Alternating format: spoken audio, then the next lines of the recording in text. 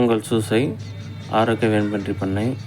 நீங்கள் இந்த வீடியோவில் பார்க்கலாம். மல்லாட்டை செடி, அதாவது வேர்க்கடலை செடி. நாங்கள் 2 கழனியில் பயிரிட்டோம்.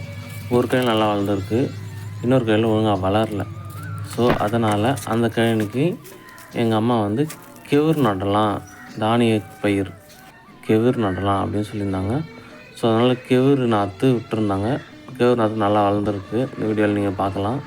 ஸோ அந்த கெவுரு நாற்றை பிடுங்கி எடுத்துகிட்டு போய்ட்டு ஒழுங்காக வளராத வேர்க்கடலை கழனியில் நடணும் அப்படின்றதுனால இந்த கழனிக்கு நான் இந்த கெவுரு நாற்றை எடுக்கலான்னு வந்திருக்கேன். ஃபஸ்ட்டு இதில் இருக்கிற செடியை பாருங்கள், எவ்வளோ அழகாக வளர்ந்துருக்கு. இதில் இருக்கிற ஃபஸ்ட்டு புல்லுலாம் ஏதாவது 1-2 இருந்துச்சு, அந்த புல்லை பிடுங்கணும். புல்லை பிடுங்கிட்டு அப்புறம் கெவுரு நாற்று 2-2 3-3 எடுக்க ஆரம்பித்தேன்.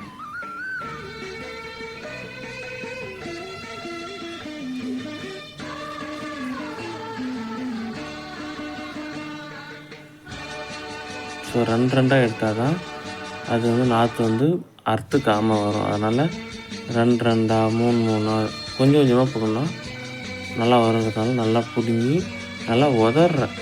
ஸோ நல்லா உதறினா அதில் இருக்கிற மண்ணெலாம் கீழே கொட்டிக்கிட்டாக்கா நம்மளுக்கு எடுத்துகிட்டு போகிறதுக்கு வெயிட்டு கம்மியாக இருக்கும். ஸோ வெயிட்டு கம்மியாக இருக்கணுன்றதுனால நல்லா உதறிட்டு மொத்தம் இதில் 20 நாற்று முடிச்சு வந்துச்சு.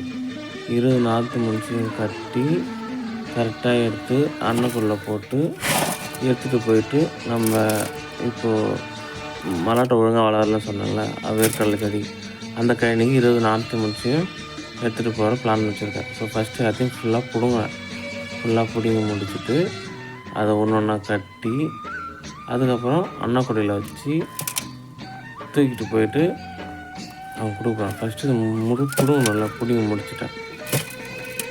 முடிச்சுட்டு நடுற கழனிக்கு எடுத்துகிட்டு வந்துட்டேன். ஸோ அன்னக்குள்ளே எடுத்து வச்சுருக்கேன் பாருங்கள்.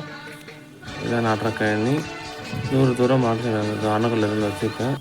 இது இப்போ நடுறதுக்கு எங்கள் அம்மாவும் எங்கள் அம்மா ஃப்ரெண்டு சகாயக்கா வந்திருக்காங்க.